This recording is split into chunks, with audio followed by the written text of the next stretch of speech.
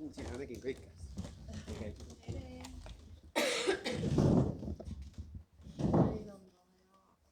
Kust see trupp pärit on? Võrust. 23. Valga Maateatrite päeval humoorika etendusega. Me kuuleme teid. Näitasite meile kiilukesi raadiotöötajate igapäevaelust ja helistajatest, kes oma siira murega Eesti pärast loovad lugusid lavalaudadele ettekandluseks. See kontrast näitlejate surmtõsiselt töölt ja absurdne sisu hoidis publiku pidevalt naerul. Näitlejal või lavastajale on ka siin teatripiletid allesaiale.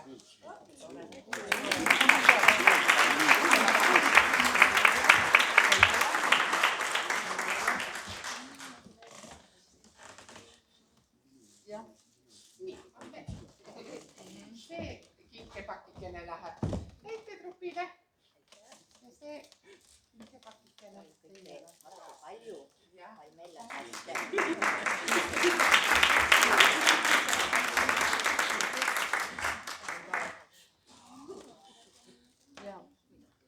Jah. Need oli vale. Kuidas need niimoodi sassi?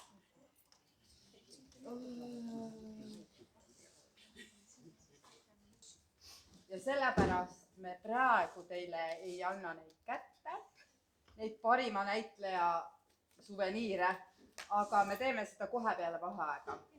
Lihtsalt asi ei ole mitte selles, et meil ei ole selge, kes need saavad, vaid kõik oleks pidanud saama. Äkki ongi paremad pärast.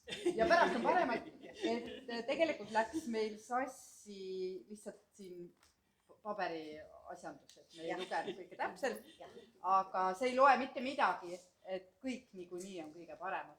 Ja tegelikult, kui ma juba siin rääkima hakkasin, siis aitäh teile, minule selline estraadižanr väga meeldib ja see oli vaimukas, see oli naljakas ja see oli teil hästi välja mängitud ja see on mulle nii tuttav, et isetegevustrupis peavad naised mehi mängima. Ja sellega saite ka suurepäraselt hakkama. Nii et autasud siis peale lõunat, aga meil on veel 2 žüriiliiget, kes midagi räägivad. No nii, neiud ja härrad. Nüüd on minu kõrvad küll vist kõike kuulnud. Ja minule ka väga meeldis. Te mõjusite lavalt nagu ühte ansambel. Kui kaua te koos olete mänginud? 2 aastat juba. No, tuleb kasuks. Esimene kord, teine kord on. Teine aasta. Ja väga hästi mõjus ka see, et tegelikult kõik oli nagu elust enesest. Ja see oli nagu ehe elu siin laval. Ja väga äge võntsen, ma pean ütlema. Väga äge võntsen. Nii et tüdrukud ja härrad, mulle väga meeldis. Aitäh teile! Aitäh!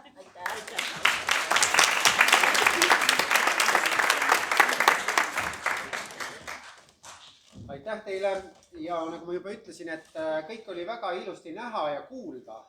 Mulle meeldis selle, et teie diktsioon ja see nii-öelda kõne oli väga hoitud ja väga kuulda. Sest tihti on see, et isegi nooremate või keskealiste puhul suu ei tule võib-olla nii palju lahti, kui võiks. Ma tahaks küsida kohe, kas taha oli ka kuulda? Jaa. Teinekord on see, et nagu ennem toodi see näide, et me ei kuule isegi siis, kui sealt 3.-4. reast, siis teie see etteaste teie vanuse kohta suurt aplausi väärib. Teeme suure aplausi.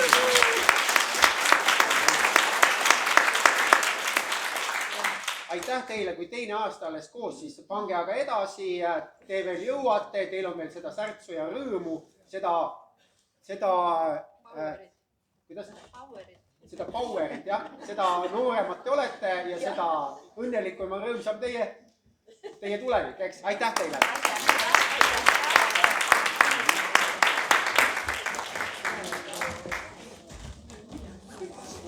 ka.